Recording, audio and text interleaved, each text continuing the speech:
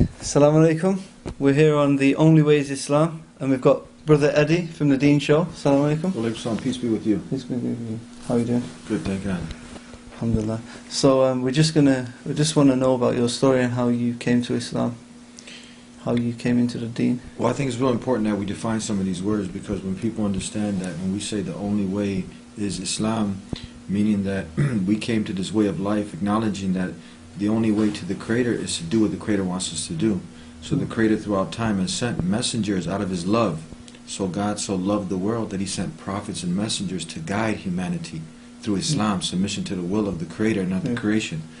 So once I started to really go through life, experiencing the different delights of this life, and then things just get played out. I start to really contemplate and think, what's the purpose of life? And that's what the Deen Show is about now, really helping bring to light what the true purpose of life is. Can you just tell us a bit about the Deen Show? Because you've got quite a famous show on YouTube. It personally helps me accept Islam. Yeah. And I recommend it for anyone out there. Check it out, thedeenshow.com.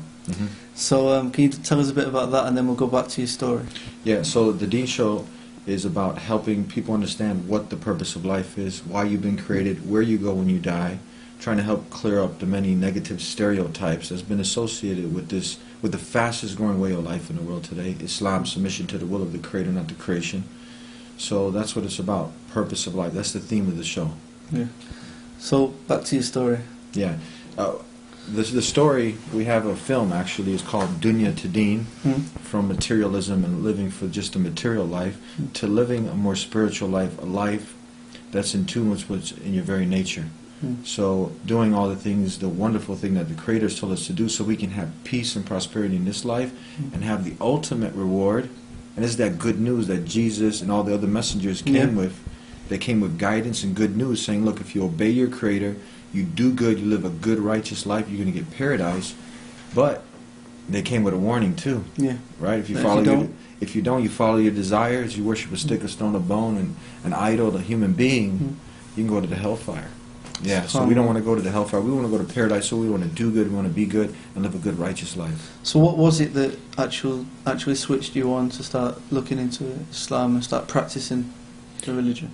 Well, comparing all the different religions out there, no one wants to follow an organized religion organized by man or men. But Islam, submission to the will of the Creator, was brought by Jesus, Moses, Abraham, and all the other messengers of God. Because there is a Creator, and what would you prefer, a disorganized way of life?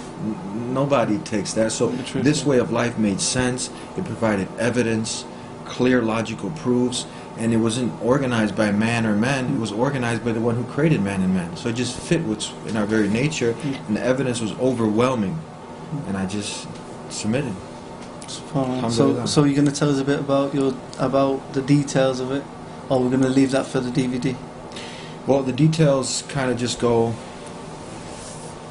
take us to a flashback, kind of before what I was doing, before I started to live this way of life, and give you some highlights and some reenactments, some good action scenes. So what was the type of things you was doing? Like your background, you know? Yeah. I grew up I was born in New York, raised in Chicago, and just doing what normal kids, you know, trying to fit in every day, whatever was cool in the culture. You know, you're chasing money, you're chasing, you know, your desires, whatever you want. This is what everyone else was fashionable on TV, you know, with the hip-hop, the celebrities. Yeah. And then more so, my niche was I was trying to emulate, you know, the Goodfellas, the Godfathers, you know, the mafiosos. Yeah. It's a bit of a gangster thing going on, yeah? A bit of a gangster. So, I mean, you do jiu-jitsu? Yes. Yeah. So what was the background before jiu-jitsu? And can you tell us a bit about how jiu-jitsu came to America and how you was a part of helping that when it actually came to America in the early days? Yeah, alhamdulillah, thank God I'm the first American rep for the Gracie family from one side of the family, Carlos Gracie Jr. Yeah. So before that, I used to do some boxing, kickboxing, some stand-up martial arts.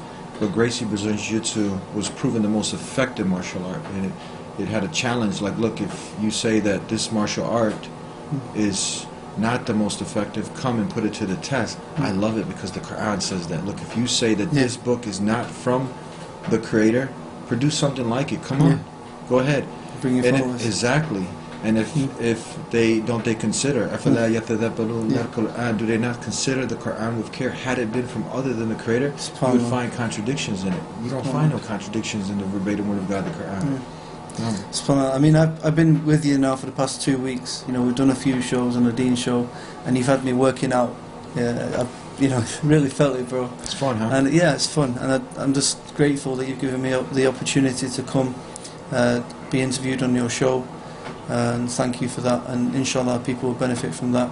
Sure. And inshallah, I'm gonna take this jiu-jitsu up. Inshallah. Yeah, definitely take it up. You have a lot of schools out there in London and Manchester. And we've done. I really recommend people to watch the shows that we've done with you. Alhamdulillah, we got some good topics covered, and so many people get to benefit from your story, your experiences. Inshallah. Yeah. Okay. So, anything you want to say to the people in England? You can catch up. I'd like to send salams, peace to everybody out there in that part of the world. Stay tuned with The Deen Show at thedeenshow.com. Follow us on Twitter, like us on Facebook, and keep up with our shows weekly at thedeenshow.com. Assalamu alaikum. Make some peace be with you. This is my family. Eddie has always been stubborn.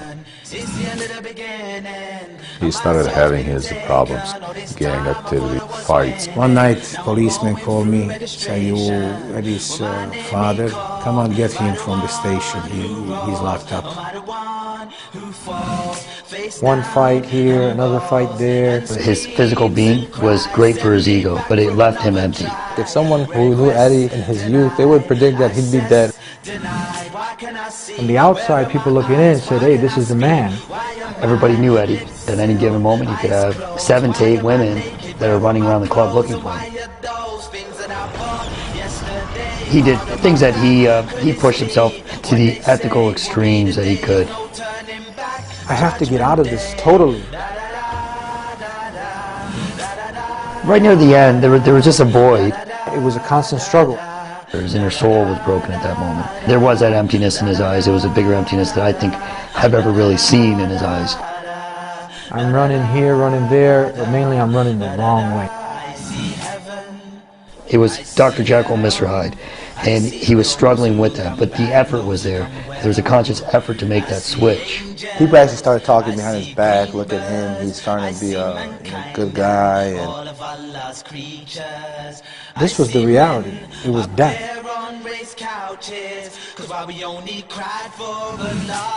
Eddie's concept was he wanted to start showing Islam and spread it to the non-Muslims. Well, people didn't know who I was. Like, well, why are we doing this? No one's going to take you serious. You're living a dream. And people were just stubbornly resistant, and I started looking at you like you're, from outer space. I had to be out there and trying to convince people to be on the show. That first episode of that show aired, I think that's when you saw the full formation come into oh, this guy's changed. What's going on here? He's a machine, To see someone change, to see their character changes, to see positive changes in their life, it's a sign of God.